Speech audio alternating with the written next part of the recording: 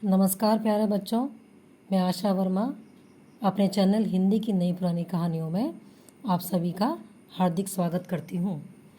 बच्चों, आज जो मैं कहानी आपके लिए लेकर आई हूँ उसका शीर्षक है श में मात। श में मात का अर्थ है कि कुछ हार कर भी जीत जाना। तो बच्चों, कहानी इस प्रकार से है। गांव का एक बूढ़ा चौधरी लकड़ियों से भरी गाड़ी लेकर पास के नगर में बेचने के लिए आया। चौधरी की गाड़ी को नज़र भर देखने के बाद एक सेठ ने पूछा, बाबा, गाड़ी का क्या लेगा? चौधरी ने कहा, एक ही दाम बता दूं, पूरे 5 रुपए लूँगा, दाम कम ज़्यादा मत करना। सेठ ने कहा, बाबा, तूने कहा है तो गाड़ी के पूरे 5 ही दूंगा। चल जल्दी कर, मेरी हवेली तक तो चल। सेठ के साथ चौधरी उसकी हवेली गया।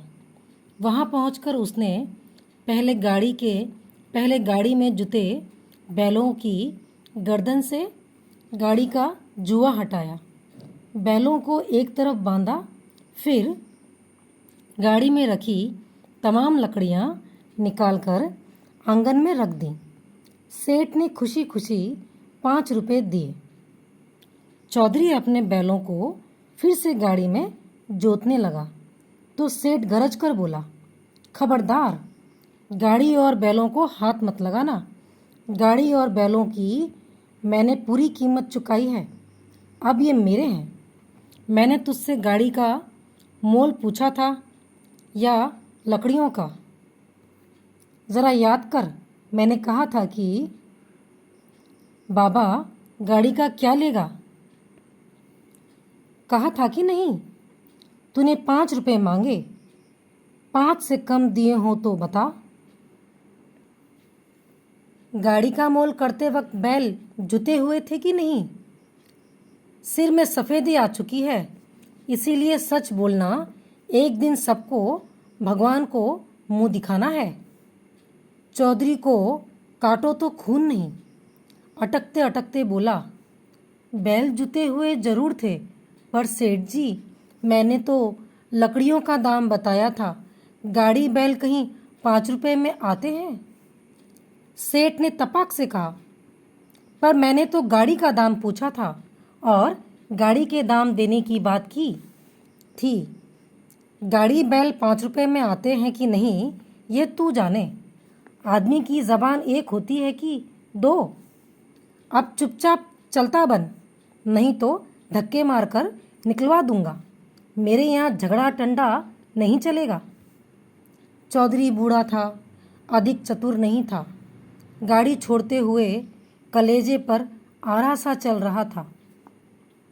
सेठ के आगे हाथ जोड़कर गिड़गिड़ाया, उसके पाँव में पगड़ी रखी, रोते हुए बोला, मेरे समझने में भूल हो गई। मैंने तो लकड़ियों का मोल बताया था। आप बड़े हैं, गरीब पर दया करें। पर सेठ के कान पर जूं भी नहीं रेंगी, अपनी बात पर अड़ा रहा। चौधरी को समझाया कि दुनिया में ज़बान से बढ़कर कुछ भी नहीं है। ज़बान से ही बरकत होती है। ज़बान से पलट जाए वह आदमी कैसा? ये तो सिर्फ गाड़ी बैल हैं, ज़बान से तो लाखों के वारे न्यारे होते हैं।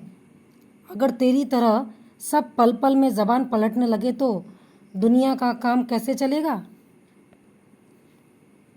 वारे न्यारे होना मतलब लाभ होना।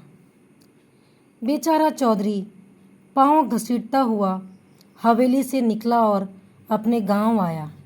घर में पहुंचते ही बड़े बेटे ने पूछा, बाबा, बैलगाड़ी कहाँ है? रास्ते में खराब तो नहीं हो गई?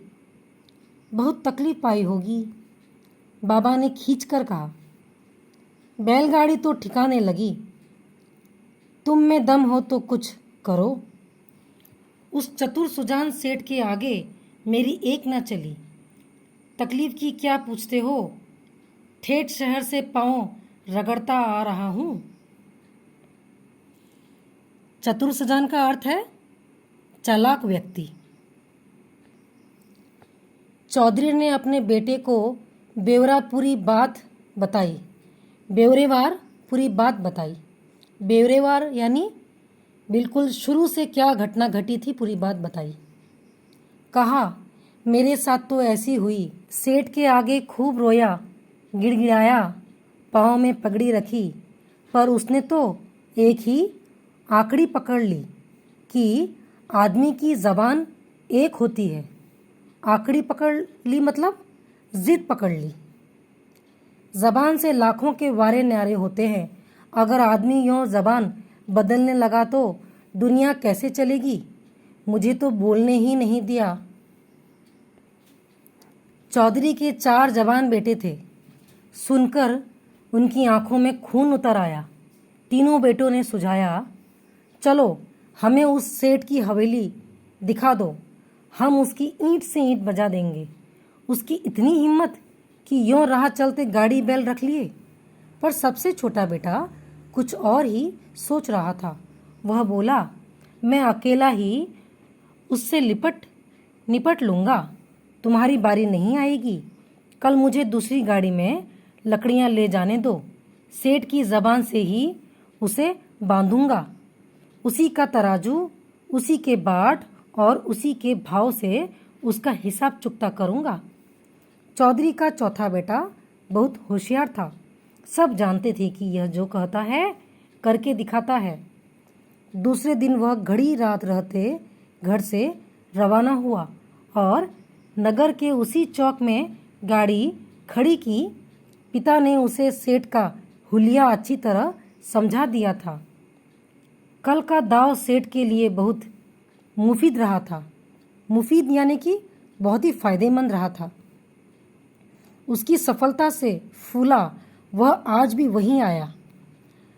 लकड़ियों से भरी गाड़ी देखकर उसकी बाँछें खिल गई। पास जाकर पूछा, चौधरी गाड़ी बिकाऊ है क्या। चौधरी का बेटा तुरंत समझ गया कि यह वही सेठ है, इसीलिए उसने कहा, सेठ जी यह भी कोई पूछने वाली बात है, बेचने के लिए ही तो आया हूँ। सेठ को तो चाट लगी हुई थी। गाड़ी शब्द पर जोर देते हुए पूछा, तो एक ही कीमत बता दे, इस गाड़ी का क्या लेगा। मुझसे मोल भाव वाली बात मत करना। गाड़ी वाले ने भी कहा, सेठ जी फिजूल मोल भाव में क्या रखा है, सामने आदमी देखा जाता है। एक ही बात बता दूं कि इस गाड़ी के 2 मुट्ठी टके लूँगा। आपको जचते हो तो बोलो। टके मतलब पैसे। सेठ को लगा कि यह तो कल वाले बाबा से भी भोला है। मुट्ठी का क्या, चाहे 1 टका बंद कर ले चाहे 2, बंद मुट्ठी का तो खोलने से पता चलता है। आज यह गावदी खूब मिला। यानी कि सेठ जी को लग रहा था कि ये गावदी है, यानी मूर्ख है, बुद्धू है। फिर ऊपरी मन से बोला, गाड़ी का दाम तो तूने ज़्यादा बताया है, पर अब राजा कर्ण की बेला कौन झिक करे। चल मेरी हवेली, इस गाड़ी के 2 मुट्ठी टके ही दूंगा। चौधरी के बेटे ने सोचा, अब इसे जिंदगी भर के लिए लकड़ियां खरीदना ना भुला दिया तो अपना यह मुंह लेकर घर न जाऊंगा। हवेली पहुंचते ही सेठ ने कहा, बोहनी के बखत पहले दाम पल्ले बांध ले, फिर गाड़ी खोलना। यह कहकर सेठ त्वरित गति से हवेली के भीतर गया और दोनों मुट्ठियों में 1-1 टका बंद करके चौधरी के बेटे के पास आकर बोला, ले अपने दाम, फिर दूसरी सटर पटर करना। त्वरित यानी कि तेज गति के साथ, बहुत ही स्पीड तरीके के साथ। सेठ टके देने के लिए मुट्ठियाँ खोल ही रहा था कि गाड़ी वाले ने झट से उसका हाथ पकड़ लिया।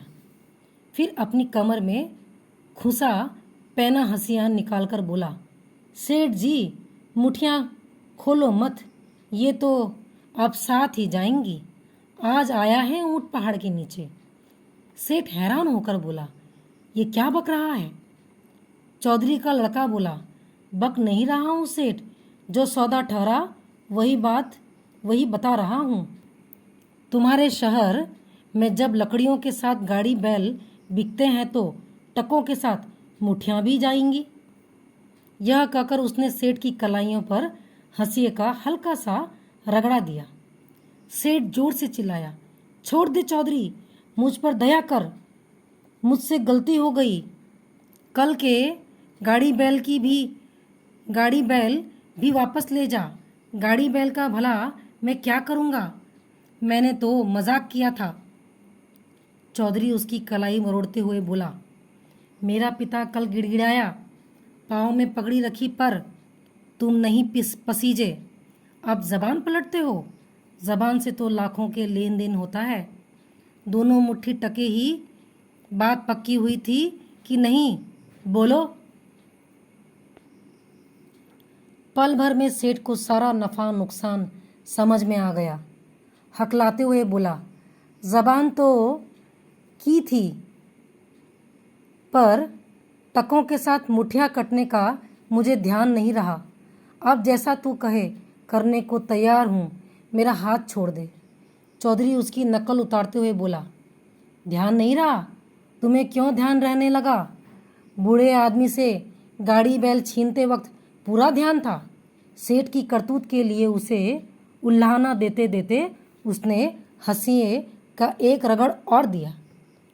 सेठ देवी के बकरे की तरह कांपते हुए बोला, गाड़ी के साथ दंड के 500 रुपये भी दूंगा, मेरा हाथ छोड़ दे। उसे कांपते देख चौधरी के बेटे को हंसी आ गई। वह सेठ का उपहास करते हुए बोला, उपहास यानी कि मजाक करते हुए बोला, इसी हिम्मत के जोर पर बेचारे भोले भाले लोगों को ठगते हो। चलो मेरे पांव पगड़ी रखकर 7 बार नाक रगड़ो। सिर सलामत रहना चाहिए। पगड़ी पांव में रगड़ने से क्या बिगड़ता है? रगड़ने से भला नाक घिसती है। सेठ के मन ही मन स्वयं को समझाया और तुरंत पगड़ी उसके पांव में रख दी। फिर गिनकर 7 बार जमीन पर नाक रगड़ी। तब चौधरी सुत ने कहा, अब चुपचाप 500 रुपये लाओ और कल जो गाड़ी बैल हड़प लिए थे वे भी वापस करो। अगर इसमें ची चपड़ की तो हंसिए से आंतें निकाल दूंगा। सेठ तो फिर ऐसा मौन हुआ जैसे मुंह में गुड़ दिया हुआ हो। तुरंत 500 रुपये गिन दिए और पिछले दिन उसके पिता से हथियाए गाड़ी बैल भी लौटा दिए। चौधरी का समझदार छोटा बेटा दोनों बैलगाड़ियों के साथ अपने गांव लौट आया। हथियाए यानी कि हड़प लेना, छीन लेना। तो बच्चों ये कहानी यहीं ख़त्म होती है। बच्चों इस कहानी के लेखक का नाम है विजयदान देथा। तो बच्चों इस कहानी से हम ये सीख ले सकते हैं कि हमें कभी भी किसी को गरीब, बूढ़ा, अनपढ़, गांव वाला देखकर, कमज़ोर देखकर उसे ठगने का प्रयास कभी नहीं करना चाहिए। सदा ईमानदारी के राह में चलना चाहिए, क्योंकि ये जो कहा जाता है कि जैसी करनी वैसी भरनी, उसी प्रकार से जैसे इस कहानी में हुई, जैसा उस सेठ जी ने किया था और बाद में उसे वैसा ही फल मिला। तो ऐसा कभी ना हो, हमें हमेशा ईमानदारी के पथ पे ही चलना चाहिए। तो बच्चों अगर आपको ये कहानी पसंद आती है तो इसे लाइक करें और शेयर करें। धन्यवाद।